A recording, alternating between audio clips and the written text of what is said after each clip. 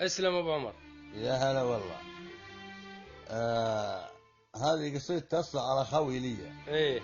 نقول له ابو حصة، ايه. ورجال فهمان ومتعلم خلص جامعة وشاعر. ايه بالله، الله وقال يذكره والله بالخير. غير تقصد لي. ايه. قلت يا رجل والله ماني حوله، ايه. رجل متعلم وشاعر ودنيا. قال لا، اللي يجي على بالك قولوا لي. ابدا.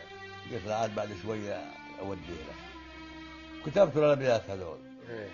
يقول هات القلم واكتب حروفا على الصا، عصر. احرص عليها اللي يجيها النقاصي، شد الحروف وخص فيها ابو حصة، وقل له تراني جيت كل يوم ناصي، البارحة سهران يلقر مقصة، يبحل بها يلقر مداني وقاصي، من هاجس بقص الضماير يرصة، أحس في جوفي سوات الرصاصي، على وليف بلها والراح قصة، واصبحت في حبه بعيد المغاصي، أبو نهيد ضيق الثوب رصة، اللي كم التفاح ولا نجاصي، اللي غراها بالضماير يرصة، اللي غراها بالضماير يمصه، مصلحا من فوق والعظم شاصي، وحيثك بخيص بعلتي معك صصة، وعندك على ما أقول لي خلاصي، إن جاك حي من المخاليق وصة، وقل له تراه فلان يكتب تواصي، واقبل تحياتي وشخصك خصة، تحية من قلب لك اختصاصي. الله الله.